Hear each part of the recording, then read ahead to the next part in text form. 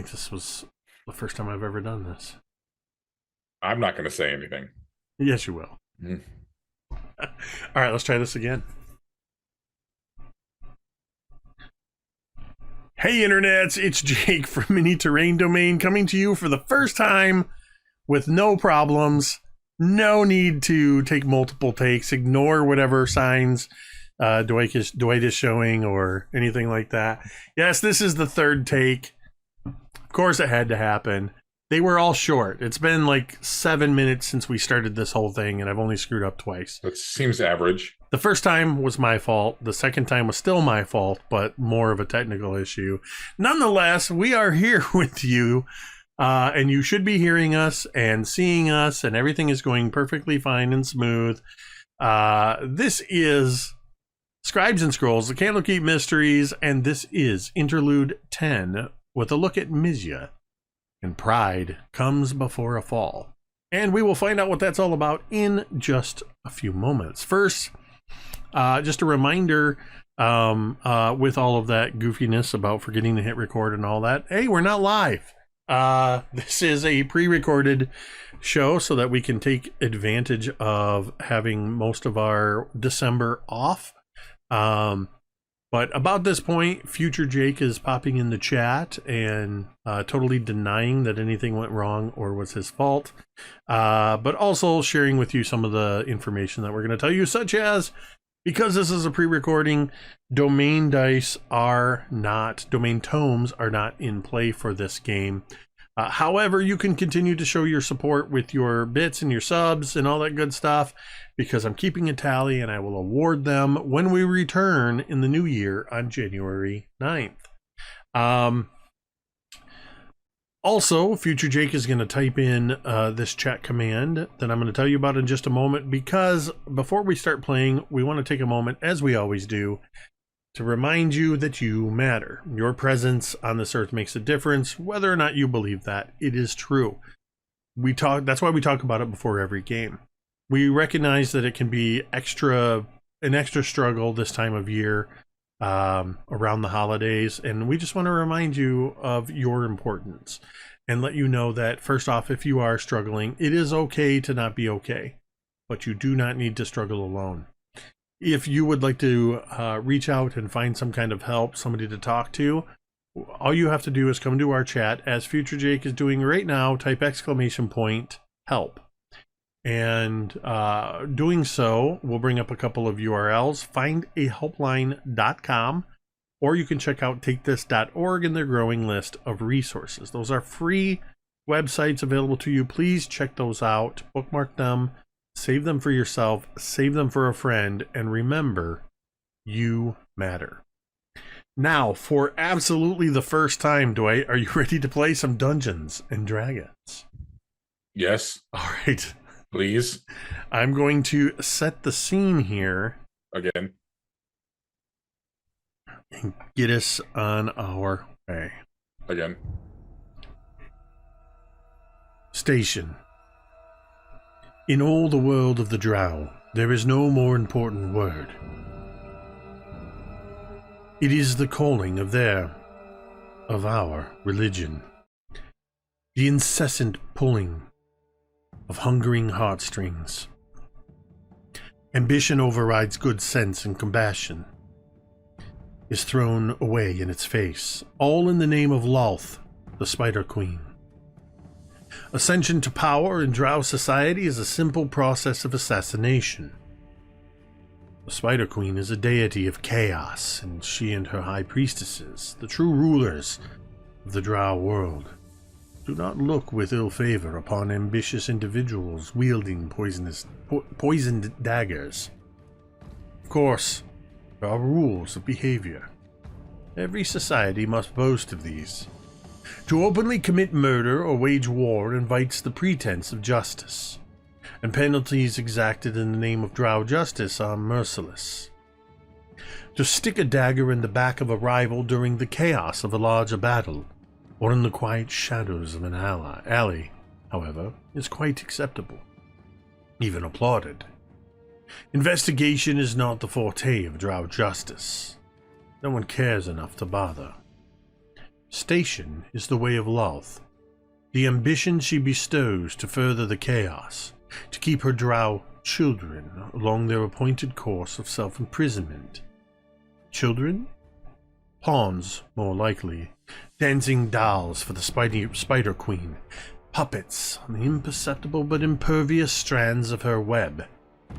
All climb the Spider Queen's ladders, all hunt for her pleasure, and all fall to the hunters of her pleasure. Station is the paradox of the world of my people, the limitation of our power within the hunger for power. It is gained through treachery, and invites treachery against those who gain it.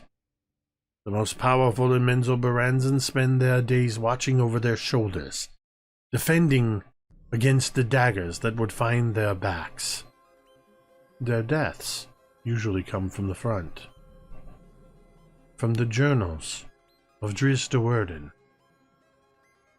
exiled son of Menzoberranzan. These are words that you have read in the course of your studies, Mizya.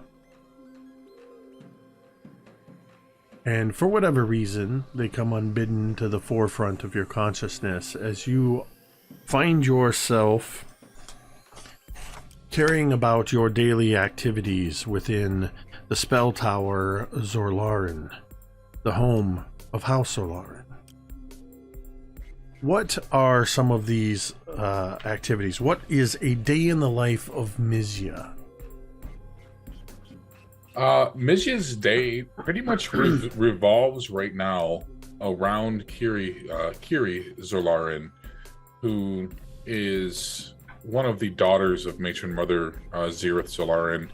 I've been tasked with teaching, with preparing Cari for her role in the Zorlarin family and in Drow society. So that's basically it. I wake in the morning, I study for a few moments on my own.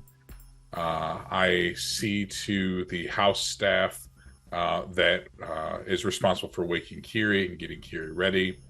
I am usually there when she wakes. I leave a handwritten schedule for the day so she knows what's before her, and then I just walk her through her day, filled with study, physical training, which I don't do myself, but I'm there to oversee it.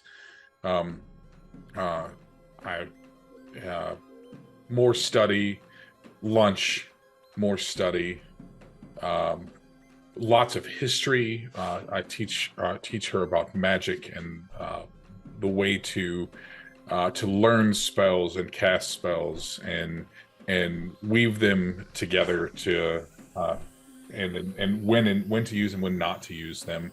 We spend a lot of time speaking about or learning about the inner workings of life in Menzoberranzan.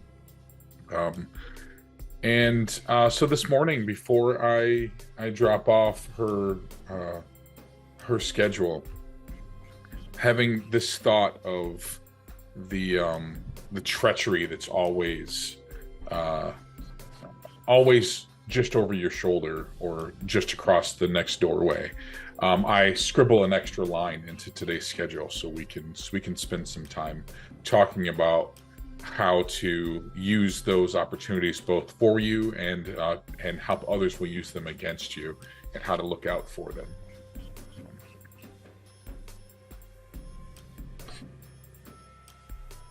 As excuse me, as you are finishing up this schedule and moving through the halls of the what is known as Spell Tower Zorlarin, sometimes called Citadel Zorlarin,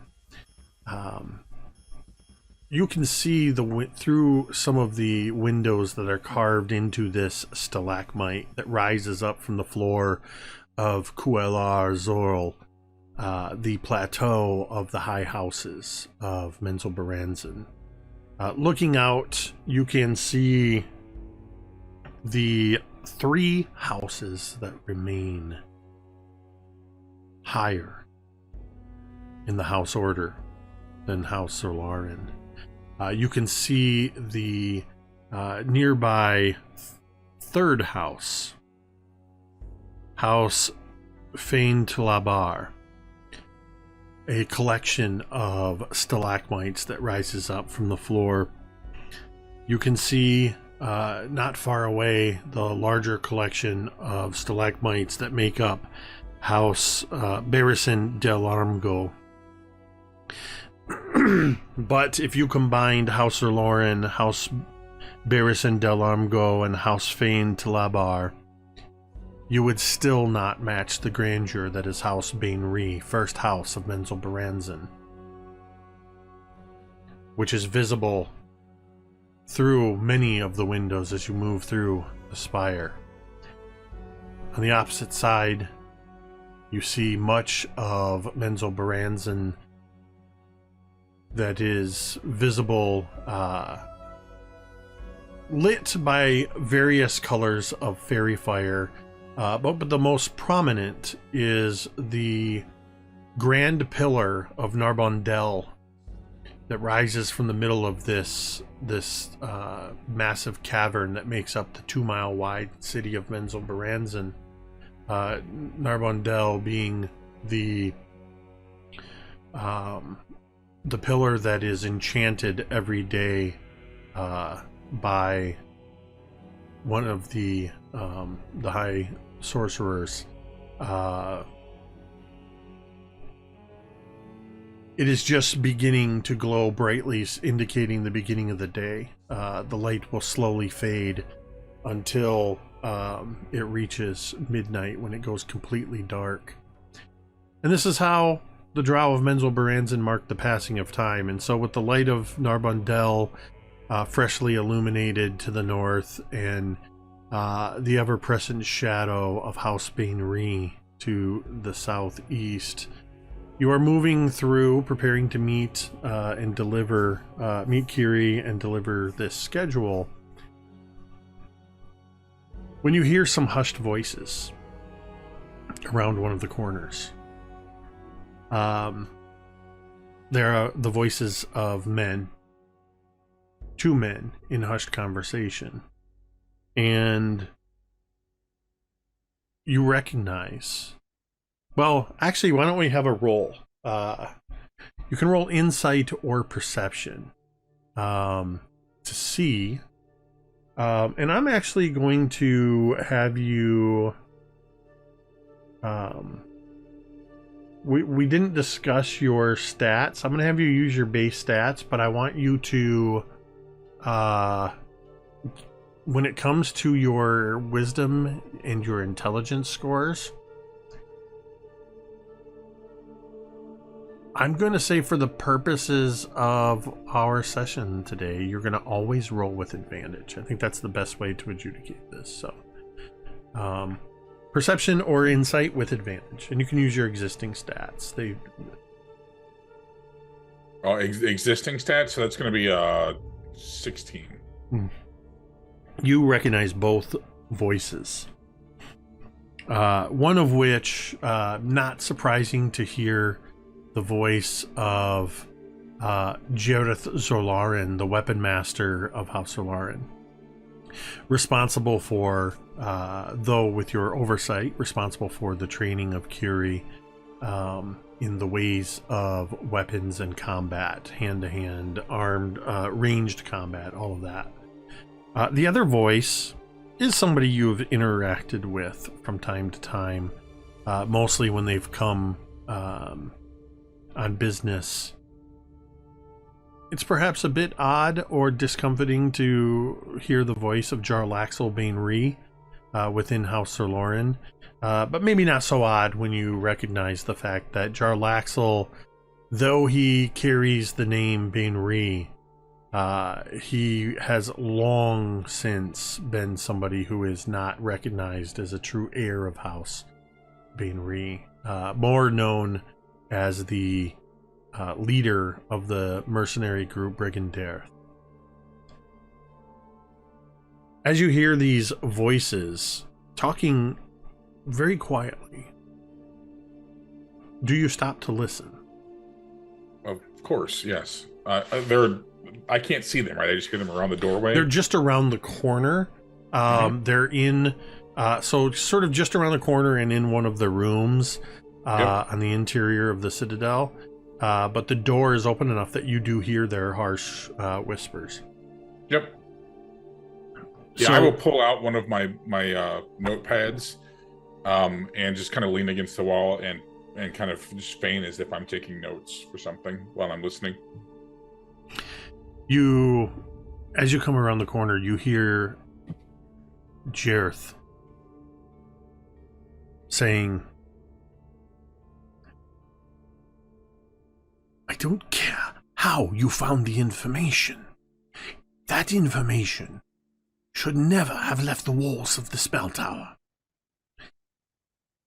That you come flaunting House Aloran's plans in my face.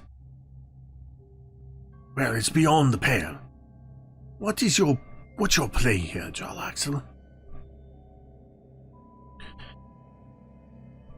"I mean only to let you know that this is information that I have come across, and that if it has reached my ears, you can know two things. One, that information is secure while it is held within my purview.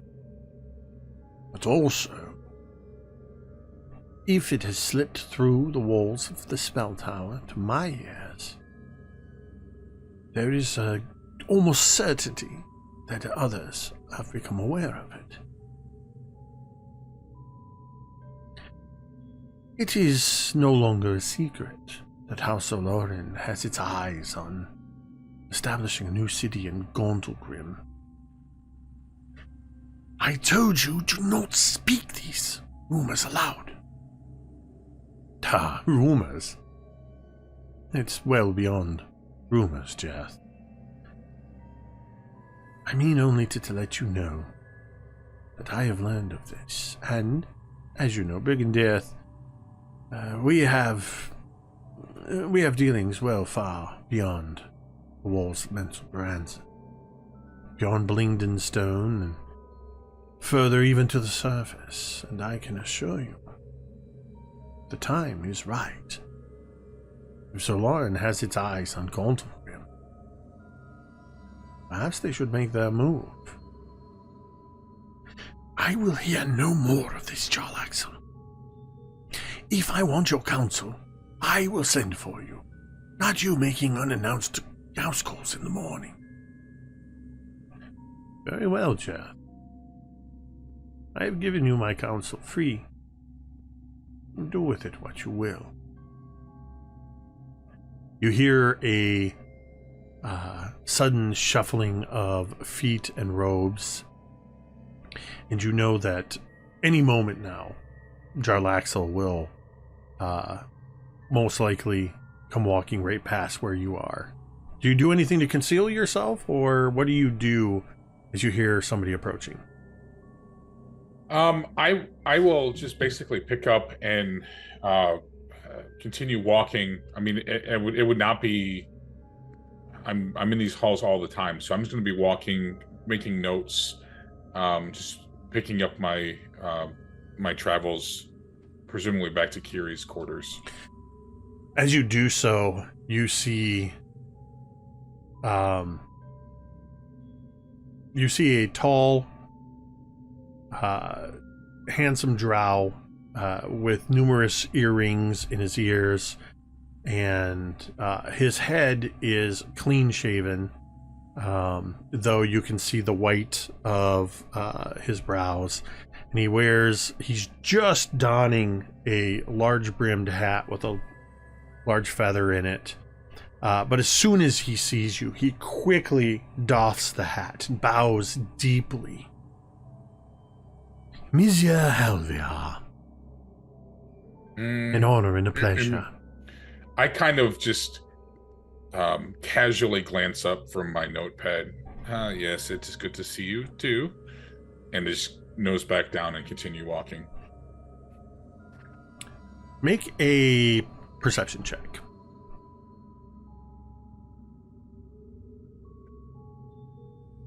Uh, 15.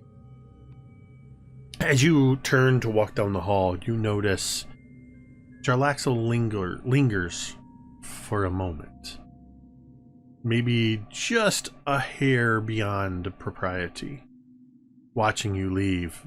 And then you hear the shuffle of cloth as he dons his hat and disappears into the halls. You also notice with that 15 that as you move by the room in which Jareth and Jarlaxle were speaking, you see the weapons master, a brawny drow with the sort of maintaining the usually slender features of a drow elf, but with a little more of a squarish jaw of somebody that is very athletic.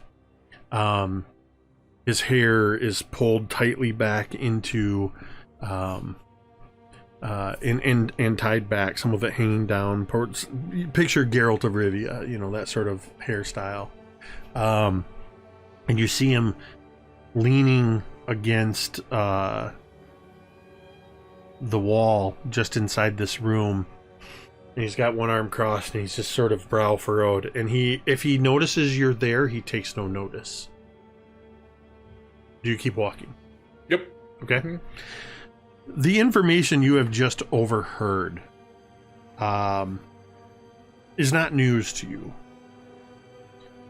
Within, as Jareth said, within the walls of the spell tower of Zorlarin, you have learned over actually a number of years that Matron Mother Zirith and actually Cari shares in the ambition that rather than chasing the ladder any further after House Bainry for first house, a better chance at propriety or prosperity for the house would be to establish a new drow city, thereby establishing House Zorlarin as first house and ruler of the city. But the fear there, though Matron Mother Zirith would never admit that it is actually fear, is raising or causing retribution or retaliation from House Bainry and the other three houses ahead of them. And so this is something that is never spoken of outside of close counsel. It is only the close family members typically that would know this. Although now it seems Jarlaxle knows of it, and somehow this information has found its way outside these walls. So I'm gonna head straight for Cari's quarters and find out if she is awake and roused yet. So you make your way to Cari's quarters, and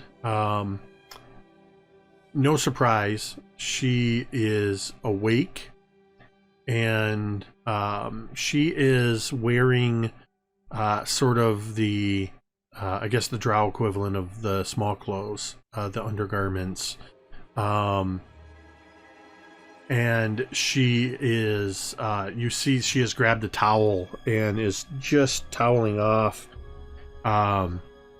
as you can see that she's breathing a little heavier. It looks like she's probably already completed her morning routine of calisthenics and push-ups and sit-ups and all that kind of stuff.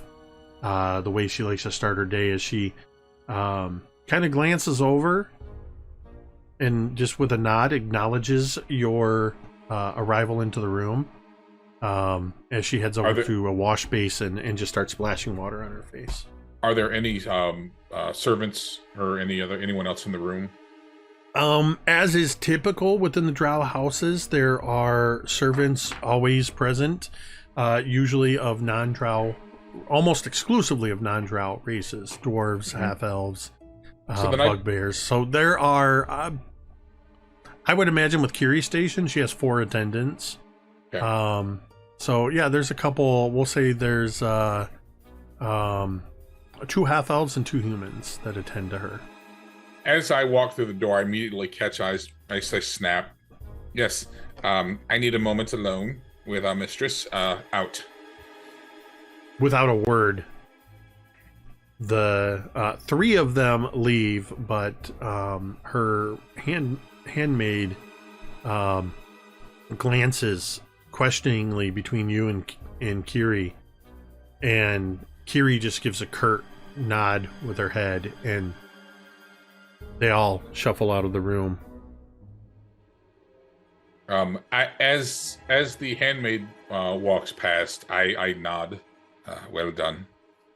Just to acknowledge that she did answer to the one she was supposed to. But I follow her out to the door, and I shut the door behind them as they leave. No, a closed door meeting. This must be important. So early in the morning, Mizya. What could have your hackles raised? I have come across some information that I think it's quite important that you know, and I think you're going to want to pass it on to your mother. It's not something that I can do myself. I'll be glad to. Well, I'm getting off course. You have information for myself Yes. and my mother that neither of us already are aware of. I don't believe you are aware, and I'm going to make you aware because I think it is quite important. The Grim situation, and I kind of bring my voice down to just above a whisper. You see, for a moment, as she's sort of toweling off, she stops, glances at you with that sort of narrow eye. Yes. And then... No one is to know about this except there are those outside of our house that appear to know. I overheard a conversation involving Jarlaxle, and I kind of spit his name when I say it. He knows. He's made it aware to others in our house that he knows, and if he knows, then others outside of our house know. Jarlaxle knows that House Alorn has our eyes on Candlekeep. I overheard the end of a conversation, and yes, he made it quite clear that he knows, and that word has gotten out beyond these walls. The look she gives you holds less ire and anger than you would have expected. It actually holds a certain element of curiosity. And she sort of shakes her head as if realizing she's showing an interest in this that is counter to how she maybe should be presenting herself. She quickly goes about and steps behind a divider and grabs at you see the towel go up, and classic throwing of the sweaty garments and pulling cloths down as she comes around and is fastening on the sort of dark purple and black robes with the accoutrements that show her devotion to Louth, and she's sort of finishing this up as she comes around the divider and says, "So Jarlaxle knows of our plans. What else did you overhear? What did he have to say about our plans?" And I will recite verbatim the back and forth conversation that I overheard between the two of them. In fact, I bring out my notepad and I have written it in the cipher that I use, and I will show her as I read it off what exactly they said, and I'll just kind of rehash that encounter. I'm sure they do not know I was there. I ran across Jarlaxle on his way out. I made it look as though I was just passing through. He's used to my contempt of him, so don't think he thought anything of it when I ignored him. Yes, yes. She seems to be, as she's looking over your notes, and curious. So Jarlaxle seems to think that there is reason that we should make a move on Candlekeep sooner rather than later.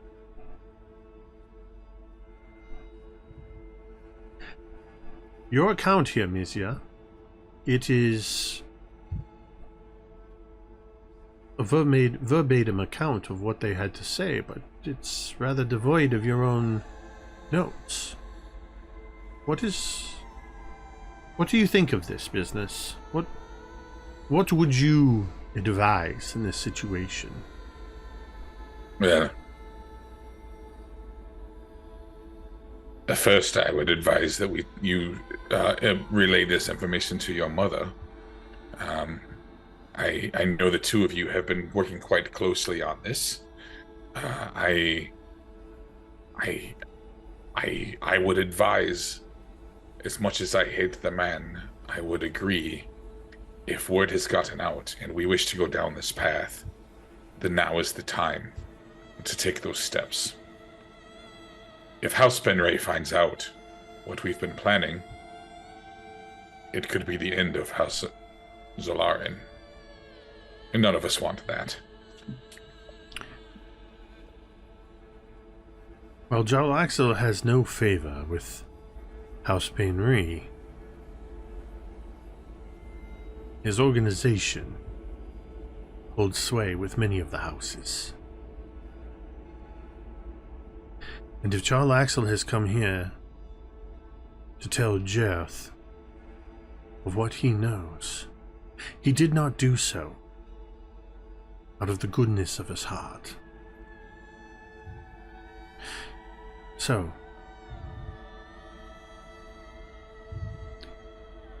you think it wise that I go to Matron Marda Zirith and advise her that now is the time to strike before the secret gets out any further?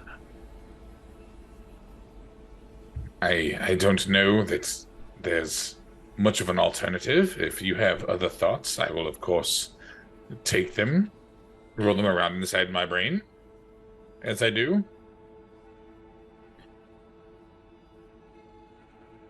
Mizya, you know that I have always held your counsel dear. You have been instrumental in putting me to where I am now. Just because I am the eldest daughter of Matron Mother Zirith, it does not guarantee me line of succession. But your counsel has been infallible over the years. I have no reason to doubt this counsel now. If this is how you think it should be, I agree. And this would be a wonderful way to seal it in Mother's eyes that I am the perfect one to succeed her as Matron Mother. There's a brief flash of pride for sure, but there's also just a little twinkle of hunger in Mizya's eyes too, because again, as the advisor and teacher to Cari, set up to be a very, very powerful person in this new city, when Cari eventually ascends to the matron's chair. And it's, as much as Mizya is going to try to tamp that down, it's likely that Cari would recognize that look. In a weird twist, I find myself, because of cleaning, I literally have my dice that are always at my side are not here. Hold on. If I'm going to make you roll dice, I need to roll dice. These purple and blue dice are perfect for Menzelbrians, and so I'm gonna see if Cari notices your expression. With a 16 on the die, you see her as you attempt to suppress this this look of pride in her and following your counsel, but also this hunger, this ambition. You see her smirk. Yes, not only will House Solarin hold the position of first house of our new city, we will no longer be under the direct influence of the powers of Teera, the High Sorcerers of Circea, our Actinolith and Melee Magthia. We will establish our own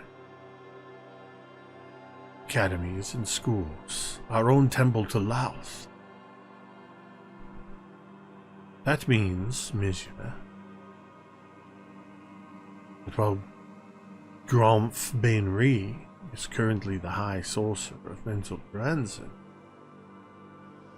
there could be some other great wizard that could hold that position in our new city. If you can think of anybody suitable for that position. Oh, I'm sure we could find someone. Yes. Well,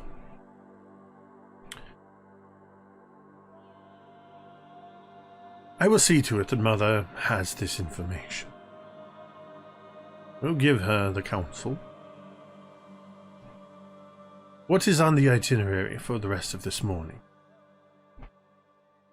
Well, you've taken care of your exercises. I thought perhaps we could spend some time looking into the world of alchemy. It's something I've always had something of an interest in. I've learned quite a bit about it lately. I thought perhaps we could go over some of that. Alchemy. Yes. I believe we were looking into poisons, were we not? Well, if you want to call them that, yes. It's such a dirty, foul word. A dagger is a dagger, a sword is a sword, a wand is a wand, a poison is a poison. Well, you speak wise, my dear. I learn from the best. Well, and without further word, she sort of fastens on this sort of almost sheer black cloak that imagine a very sheer black cloth, but the borders and the pattern work, the lace work, all black, is just an intricate series of webs with shimmers of crystal that you see here and there, and everywhere there's a crystal, you know that it's the body of a spider on one of these webs. As she turns and leaves the room, this cloak of Lolth sort of trailing behind her, and she heads into the halls.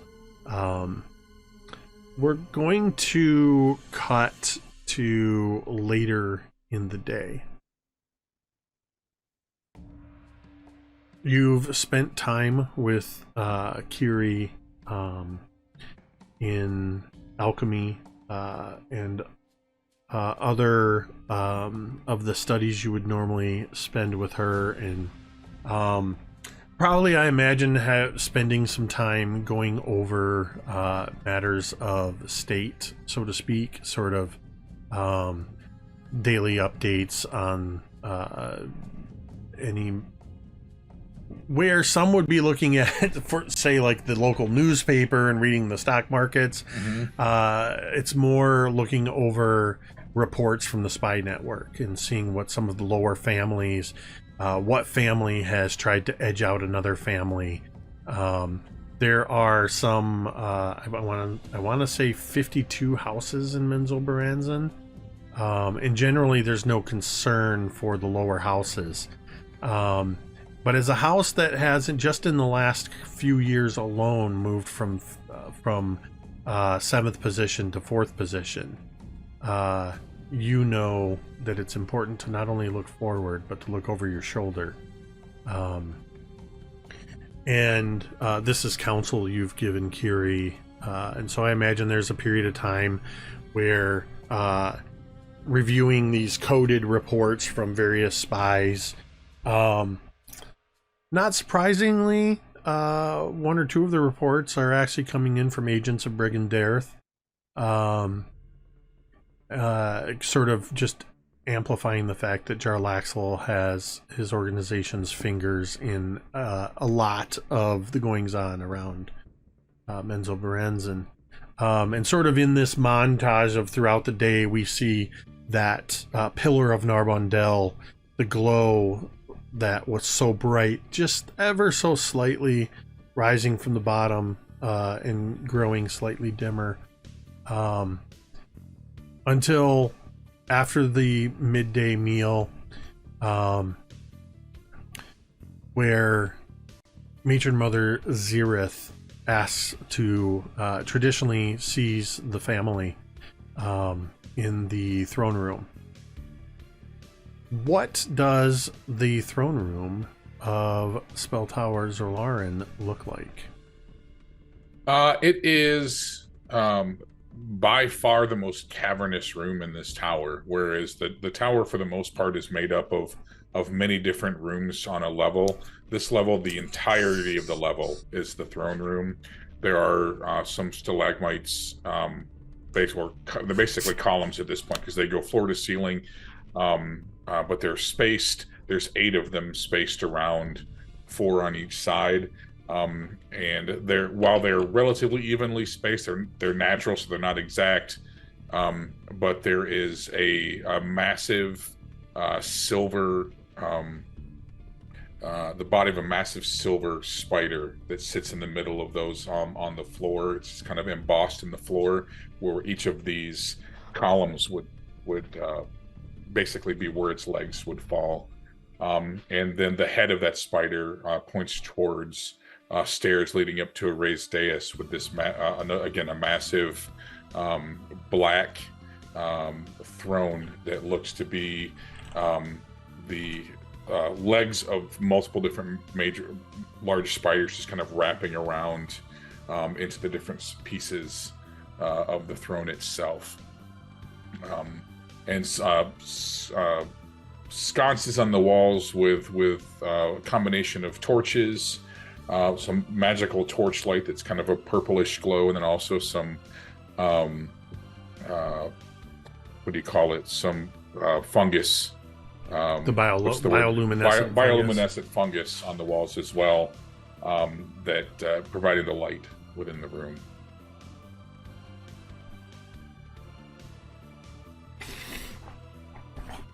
And I imagine that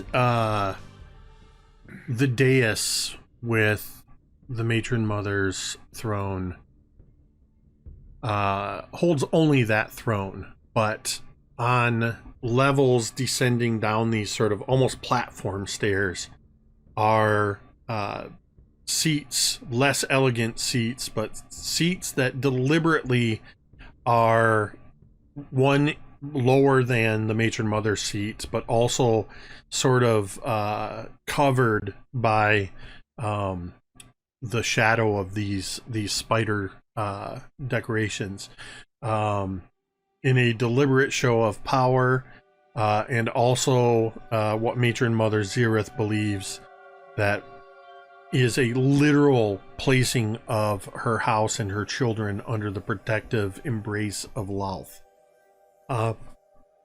So there's these other seats that house primarily, or that are for primarily, Cari as the eldest on the highest tier, and then her two younger sisters, Barrellip and Cerebel. Cerebel being the youngest daughter.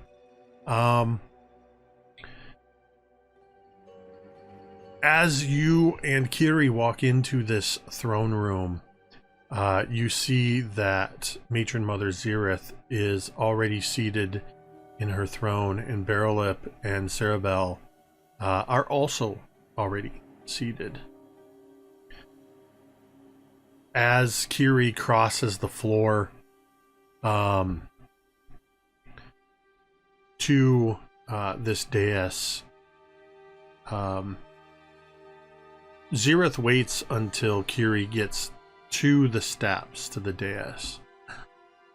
It is nice of you to finally join your family. Cari hesitates for the briefest of moments before climbing the stairs to her seat, but not before bowing before her mother. Apologies, Matron Mother Zereth. There were important matters that needed attending to. And she sweeps this cloak sort of behind her and takes a seat. I believe in this situation, actually I'm going to ask you, where is Mizya's place in this throne room when Cari takes her seat? Where would you imagine that Mizya stands, sits, or goes?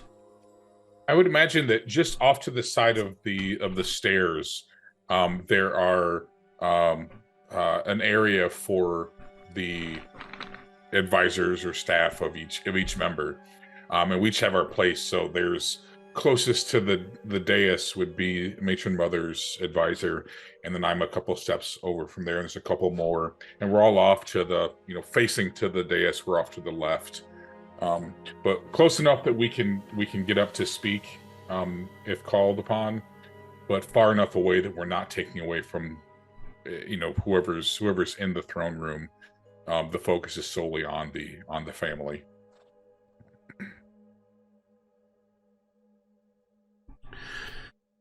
Yes, as you take your seat, there are a couple of other elder drow that are, as you said, the Matron Mother's advisor, and your, I guess, sort of compatriots. Once Cari is seated and you've taken your seat, following her, for a little bit, I imagine the conversation is a daily occurrence, but it's something that is, it's sort of that higher level of what you and Cari were going over, looking over the spy network stuff and learning the information. That wasn't just for her own personal edification. That is something that prepares her for these conversations. That's what these are, higher level conversations about. In fact, I imagine there's probably a table in this room somewhere where servants, as the conversation are happening, servants are moving pieces around, sort of Game of Thrones style, symbols of the different houses, sort of a ranking structure, if there's been any movement in the lower houses, and rumors of what houses are preparing to do what things. Something that would be of particular interest would be if any houses are showing any particular advantages, both in the way of things to watch out for, but also House of Lauren's always looking for people they can take advantage of, people they can use to their greater purposes. And eventually there comes the time where the matron mother finally says to Cari, You made mention of important business that kept you from arriving in a timely fashion. Would you care to share that information with us now? and Cari, at this point, Cari stands up. She looks around the room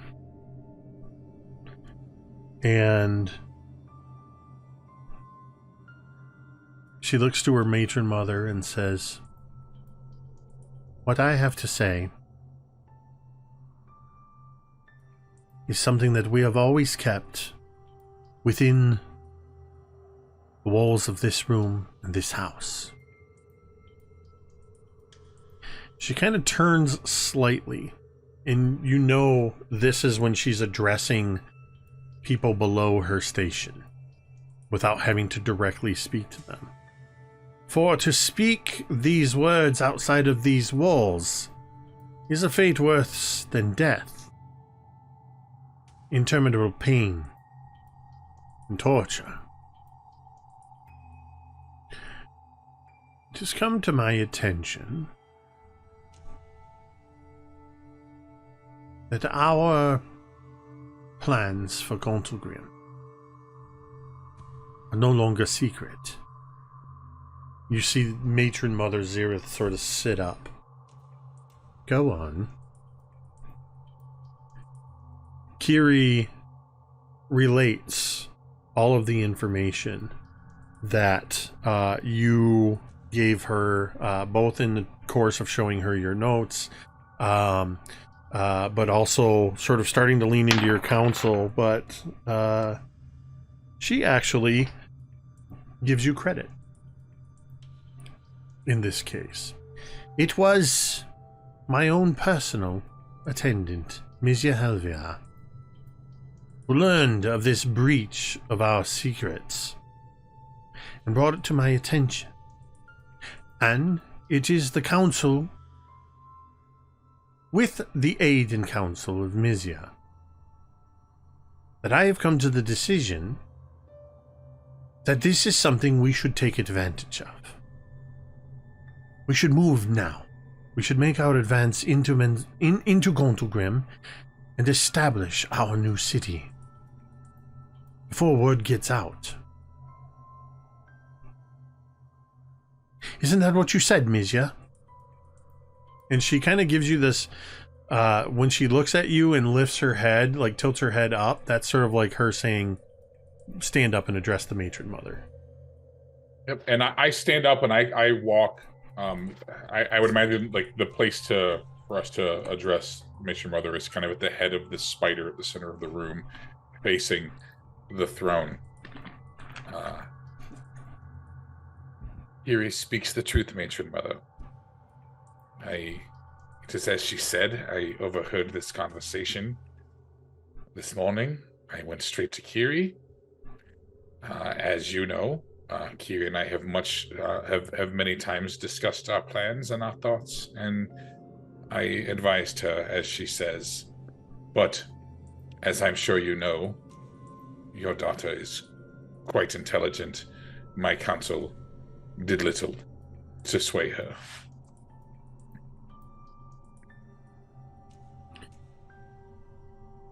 And so, you offer your counsel that House Soloran, 4th House of Menzoberranzan, should remove ourselves from this city where we have resided for thousands of years and make our move now. Take up residence in Candlekeep.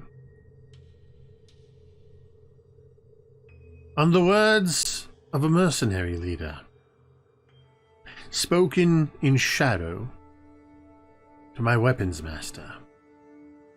As she says this, she turns towards her advisor and she goes, just makes a curt nod of the head, and Matron Mother Xerath's advisor immediately stands up and quickly moves out of the room. Doing so, also points to some of the guards that are stationed around the throne room. There are drow guards at various positions, and you see that 4 of the house guards accompany this attendant as they head out of the room. Mizya, how long have you been with House Solarin? It is counted in many decades, Ancient Mother. 81 years.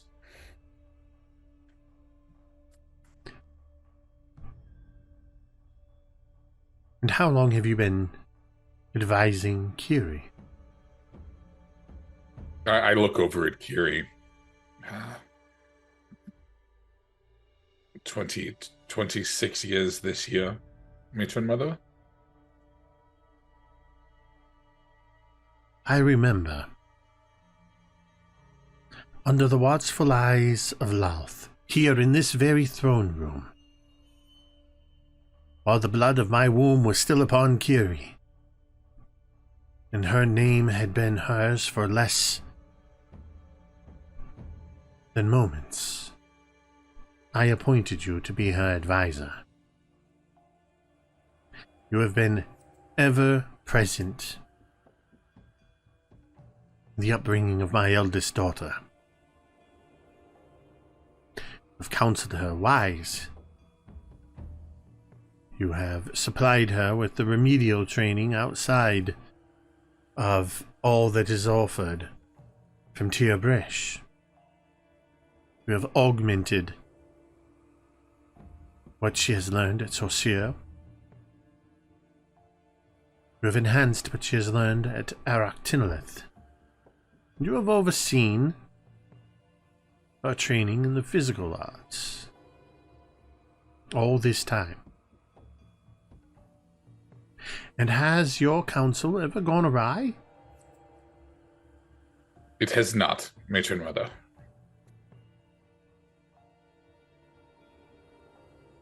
How old are you, Mizya?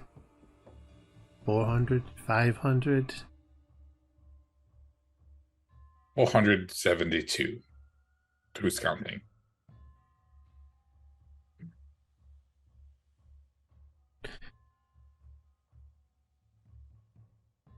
$472 years.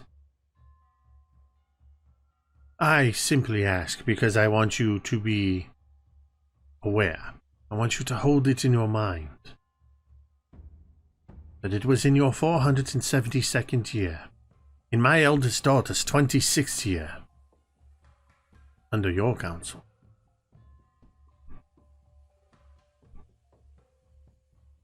that you have uttered into existence counsel that would see the end of House Solarin.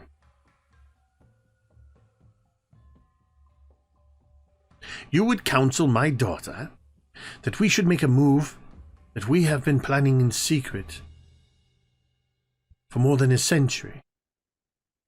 That on the words of a mercenary leader, we should suddenly uproot everything and risk our position as 4th House of Menzoberranzan. Is that how I understand this, Mizya Helvia? You understand it quite perfectly, Matron Mother. You know as well as any of us in this room that if the word gets out, if others find of your plans... They have found of our plans. Word has gotten out by your own spying. That is the counsel you have brought forth. If you are to go now, or you will not go.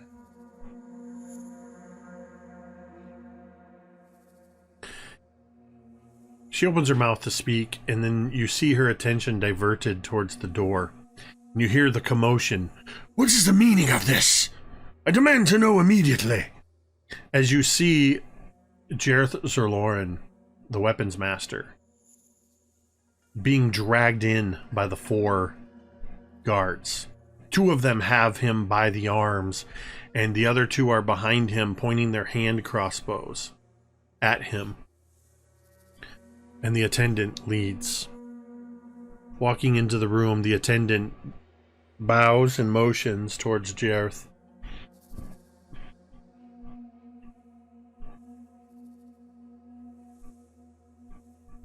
I will deal with you in a moment, she says to you, Mizya. Which is as good as dismissing you for the moment from her attention, not from the room. What is the meaning of this? What is... He immediately stops protesting and holds his head high as he stands before the matron mother. You see Xerath step up. She stands up out of her seat and slowly walks down the stairs. You know that matron mother Xerath is herself at least 250 years old. But she moves as lithely as Cari in her 26 years. She practically glides down the dais, across the floor. You. My weapons master.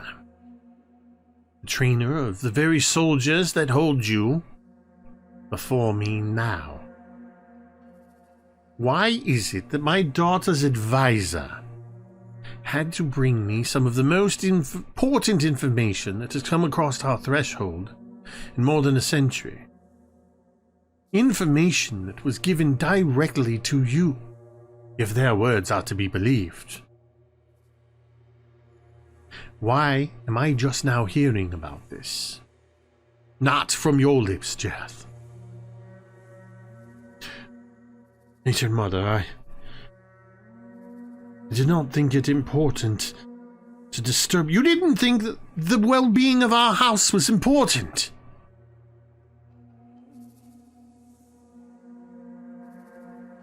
This is a make-or-break moment for our house. And you didn't think it was important. She starts to move around him, and she turns. As she walks around him, each of the guards let go to allow her to pass by. And she stops. She's looking over his left shoulder. She's looking right at you, Mizya. I am very disappointed in your performance. You're not entirely sure if she's talking to you, Jareth, or both of you. There is barely a sound.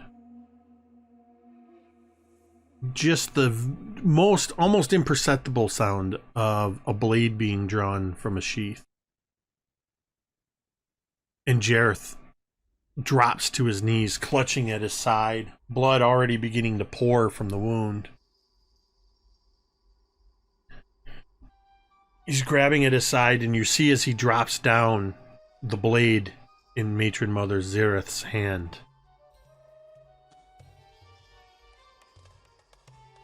She reaches over with the blade to one of her guards and wipes the blood on the guard's sleeve, and inside her own sleeve you just see the dagger just disappear, that slight sound of...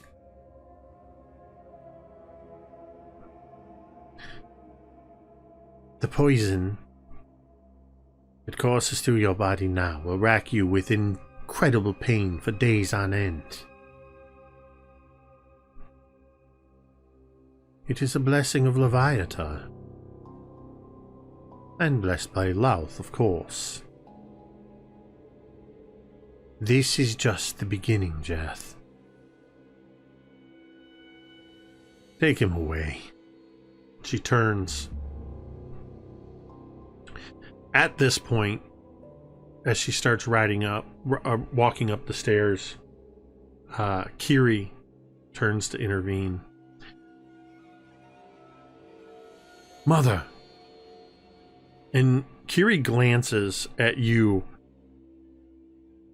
and you see in Cari's gaze a look of, like, she's almost looking for your either permission or agreement that she should protest. Do you say or do anything in this moment? I catch her eye and I just very quickly just shake my head no.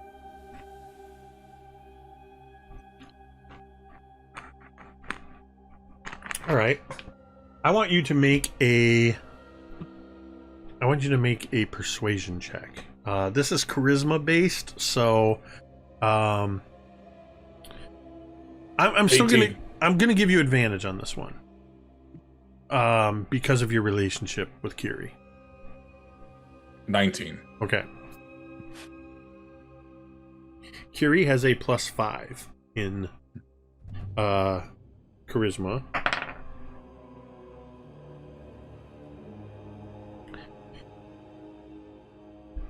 Cari has a total of 15 in that contested roll. So Cari says, Mother, and looking at you, sees your imperceptible nod. Now, I'm going to see if Matron Mother Xereth sees this exchange. That is a 2 on the die. So Matron Mother Xereth does not see that Cari in this moment has turned to you still for counsel. But as she says mother, she turns and just sharply looks at her. And Cari, between that look and your counsel, sits down. Xereth sits in her throne once again and says,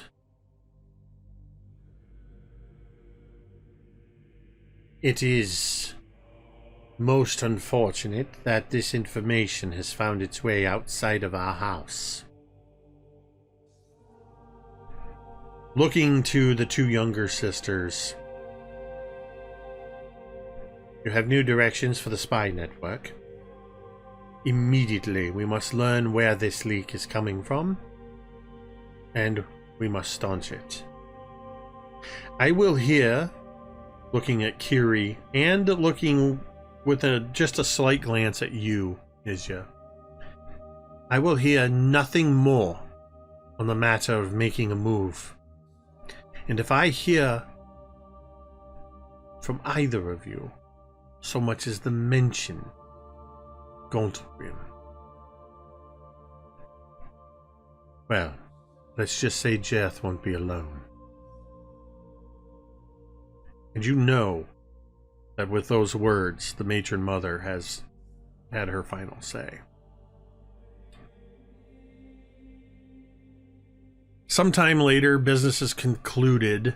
When you have your time alone with Cari, do you say anything on the subject more to her? Yeah, I think when there's probably a few minutes of just uncomfortable, I don't want to say silence. We're talking, but kind of beating around what just happened. And finally, I will just kind of stop. Cari,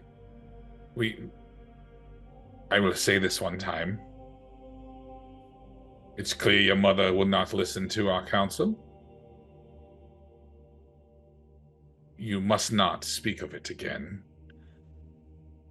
I'm sorry that No, I'm not. We know that was the right decision. I can't speak to why your mother has decided to go a different route, but we must honor her as the matron mother of this house. I appreciate you attempting to stand up for me today, but we both know this will not hurt you or your ascension to the household. This one mistake And I kind of spit that word too, like not wanting to admit that it was a mistake. If we keep our heads low, we'll be fine. Regardless of what your mother's poorly counseled decision will be.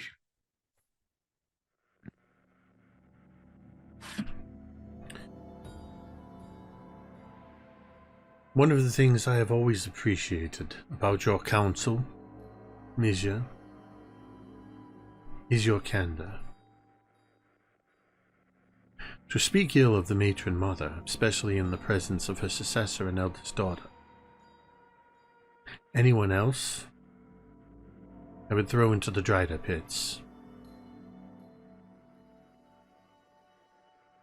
And I know that you know that this moment of leniency is fleeting. Your counsel is wise and just, but Matron Mother Zirith has... well, she knows best.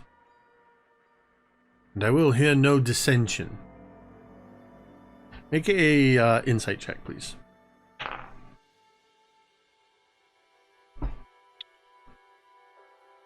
$19.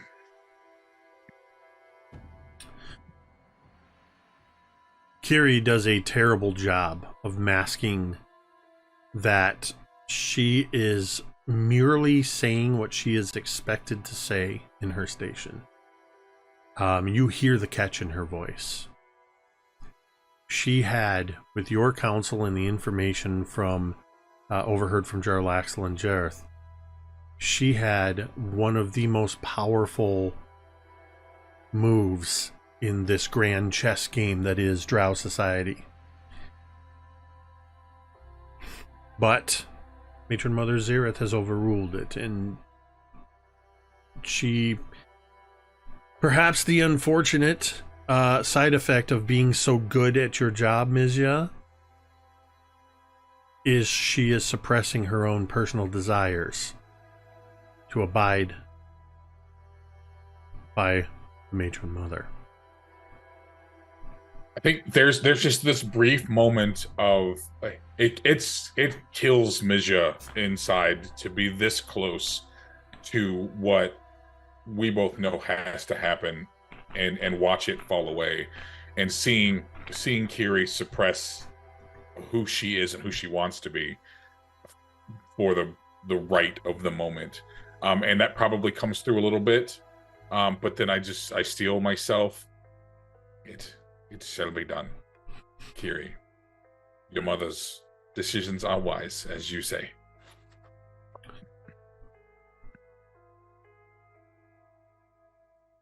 Beyond Cari, through one of the windows, you can see that the light of Narbondel is growing weaker and dimmer as the day draws near an end. And Cari says to you, "It has been a long day. I wish to retire. Send in my attendants. I will see you in the morning." In the morning it will be. And she turns her Sleep back well. on you. And I will head up. You head back to your room, and we're going to cut just a little bit to... it's the middle of the night. The only light that comes in through your room into your sleeping quarters is from the little bit of the bioluminescent lichens.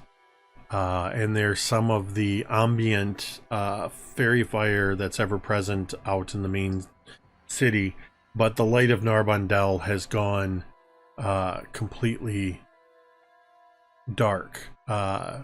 When midnight comes, it is a time that every night is called Narbondel's death, when the pillar goes completely dark, until the morning when it is enchanted once again by the High Sorcerer. You know how dark it is in this moment because something has suddenly awoken you. Give me a perception check.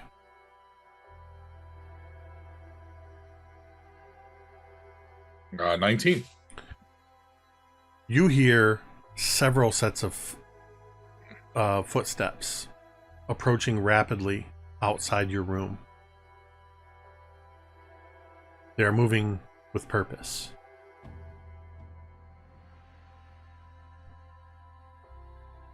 Do you do anything as you are lying in your bed when you hear this commotion? I'm going to swing my feet off the bed onto the floor. I'm going to stand up and put on. I'm assuming I don't have time to get dressed, but I will put on a close by robe and slip on some shoes. You do so. Your door to your room is unceremoniously thrown open, and 4 of the spell tower guards enter the room.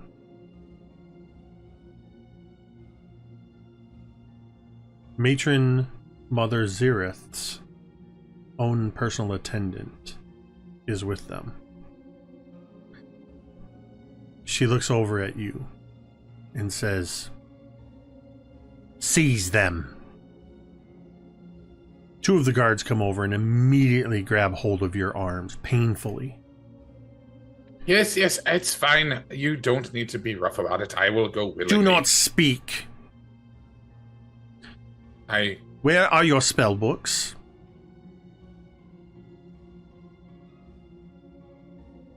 I said, where are your spell books? Oh, am I supposed to speak now?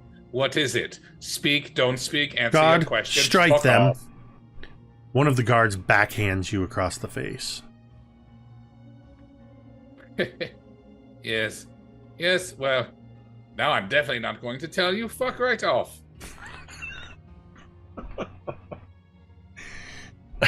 Oh, that was... She gets very in a huff, just...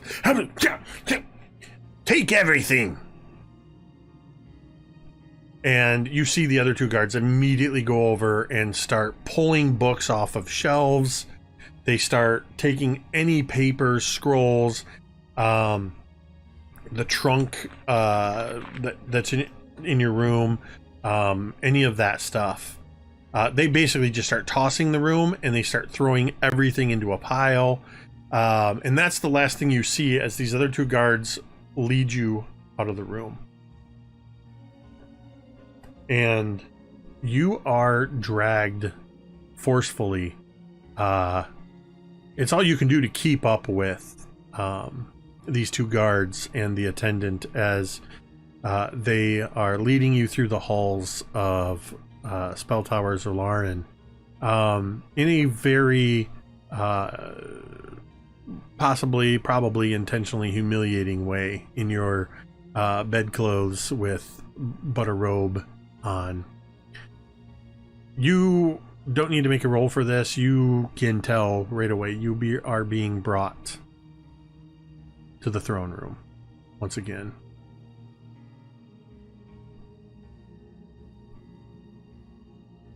In the throne room, as you are brought in there, you see Matron Mother Zirith and Cari, and you see the sisters Cerebel and Barrelip seated. Guards are stationed all around the chamber, and you can tell immediately. Well, actually, yeah, give me a perception roll at advantage, or insight, whichever one you prefer. We'll see how much you determine. Nat 20 for a 24. You absolutely can see that Barrel Lip has a look of almost predatory glee. She's always been the one that's a little questionable in her practices and motives behind things. You see that Cerebel looks almost apologetic. Cari looks angry. But she looks angry not at you. In fact, she won't meet your gaze. And Matron Mother Xereth is absolutely livid.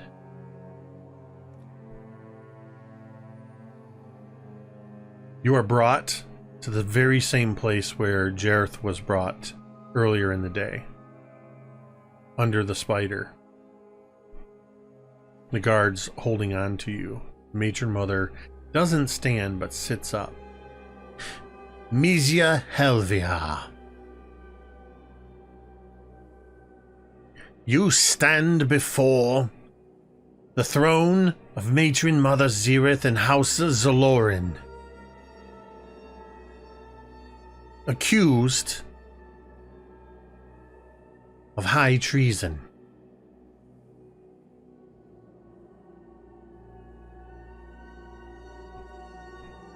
And she waits, looking at you, waiting for you to respond to this. Do you say anything? There's a few beats. Oh, are you going to allow me the chance to speak now? My words are important to you now.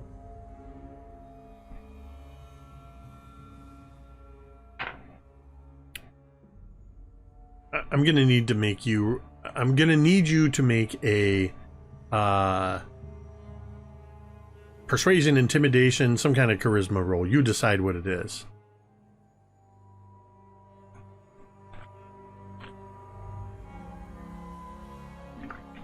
We're gonna make it as a persuade. It's an 8, so yeah. I rolled a nat 20. Yeah.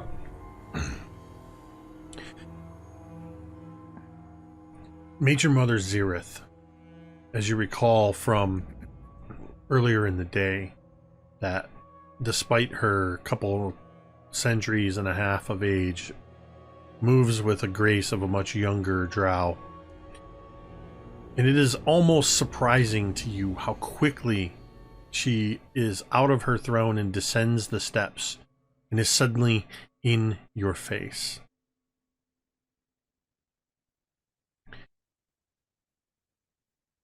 You are lucky that I do not cut your tongue out for your insolence in this very moment.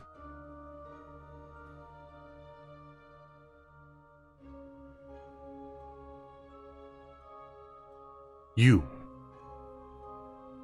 have brought shame and embarrassment to House Zoloran.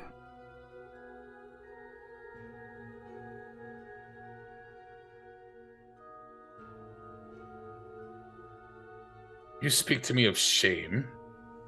You, who has brought this family as high as it is, and has the plan to put it on top where it deserves to be, and yet you shit yourself at the chance to do what you've always dreamed of. Do not speak to me of shame, child.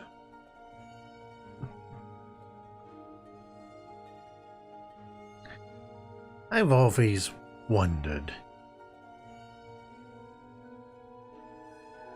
why you would spend centuries in service to drow houses.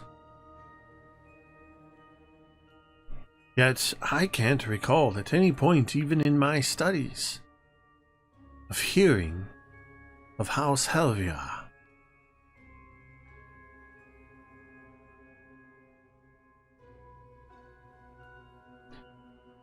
Always, you have worked your way through the houses, putting your expertise and knowledge to the advisement of the children of the great matrons of Menzel Baranzan. I wonder now of the houses you've served in the past, Mizya Helvia. How many of them fell because of your poor counsel? How many of them have fallen because of your deceit and treachery and lies? And you see now that she is not speaking just to you. She is speaking to others that are in this room. While you were focused on the family. Nope. Not focused on the family. You were focused on House Lauren. You didn't fail to notice them because you didn't have a chance to notice them. As some figures step out of the shadows, you see that in the shadows of this room, there are the matron mothers and sisters and weapons masters from House Fain Talabar, House Barrison del Armgo, and House Bainri. Matron Mother Zirith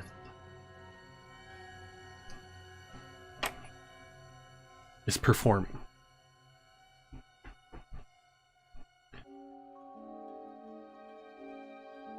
There was no witness other than yourself to the supposed words of Jarlaxle Bainri of Regenderth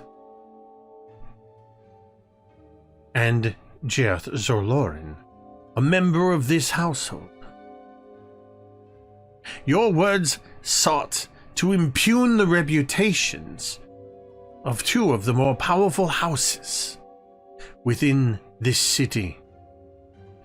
Your counsel sought to lead my daughter, planned successor of this great house, with lies and deceit. You have invented some false narrative of Gauntlgrim, whatever this word is. And she is laying it on thick. Do you say anything to her in the face of these accusations? I respond to her, but I am looking at Cari. Matron Mother, it is clear that you have made up your minds to throw me to the wolves, and so be it. My work here is done. My legacy cannot be undone by your words. Do what you will. And as I say this, I'm, my words are stone cold, but my eyes are watering as I look at Cari. And then I pause for just a beat or two, and I turn away from Cari, and I look right at Matron Mother. Kill me, banish me, torture me. I care not for your childish decisions. Do what you will.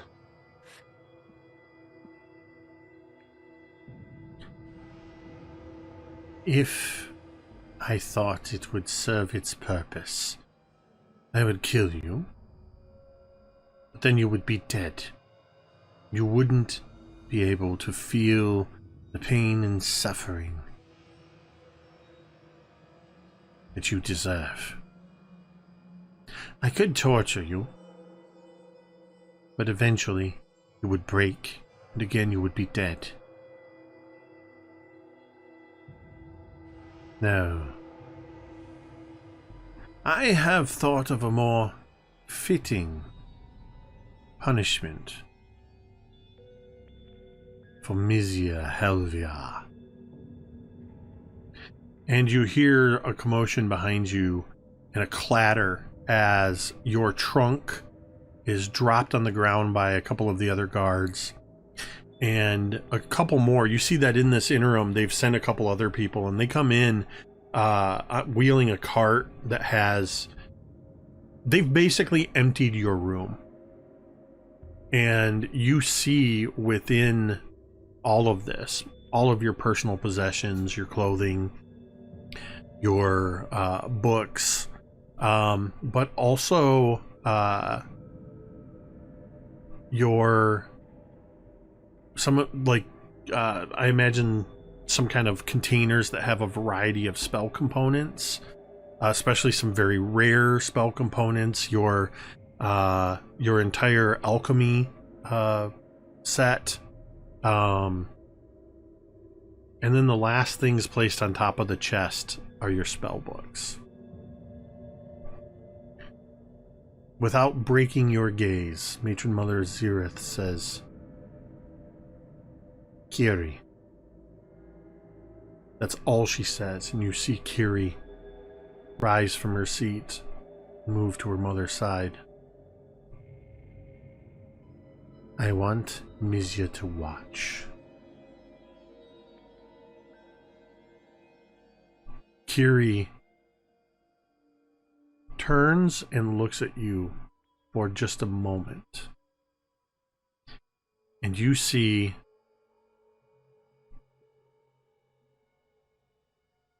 that there is, for just a moment, a look of, I'm sorry. And then it's replaced as she takes a deep breath, and you see her sort of straighten her shoulders a little bit. She rises to her station.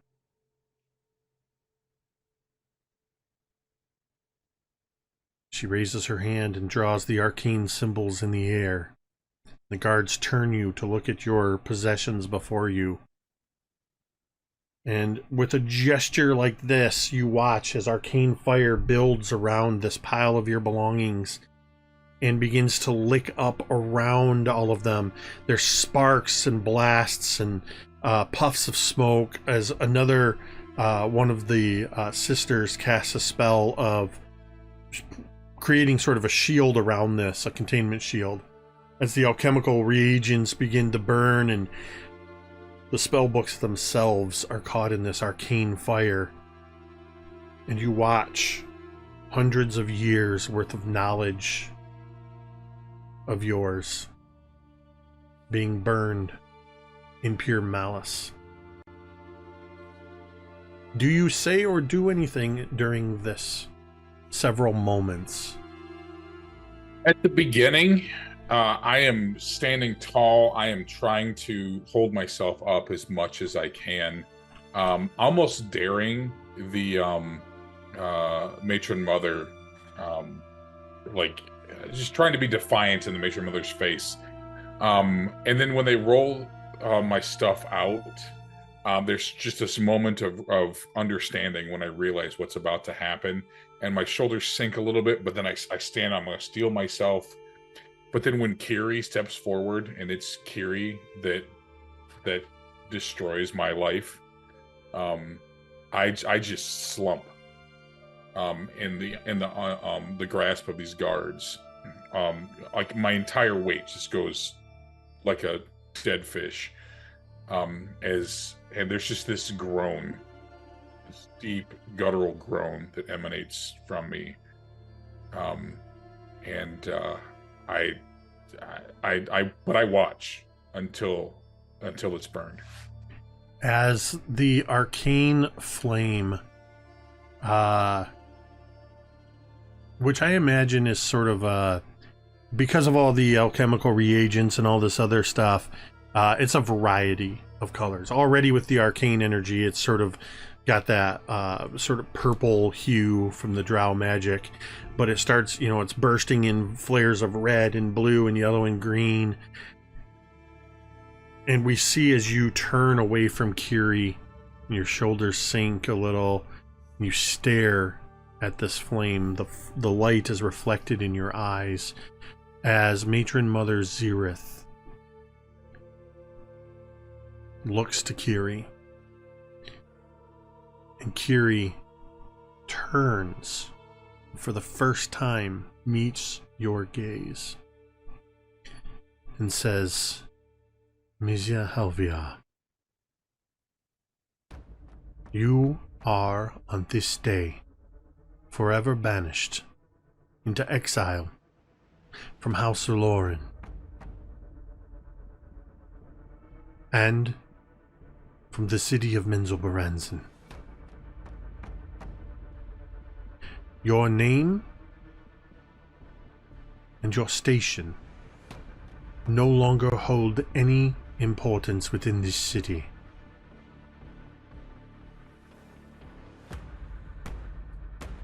You will be escorted from Spell Tower Zolarin, and you have until the light of Narbondel has been enchanted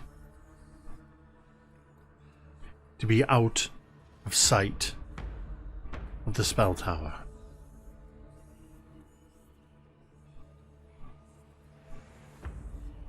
Go. And the guards take you and drag you from this room, as what remains of your centuries of knowledge and possessions and your connection for the last 81 years to this house, in the last 26 years, is severed. And that's where we're going to end this session. It's very rare, in a solo session in particular, that you message me. But I saw just a couple messages, and I knew that this was hitting the right notes. Yep. That was That was intense. Wow. Yeah.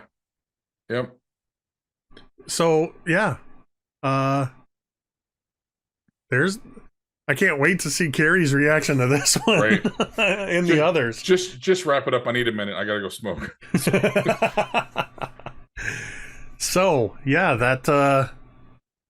that was Interlude 10, Mizya, Pride Comes Before a Fall. That was, I kind of got into it a bit there, and that was some pretty intense stuff that was going on.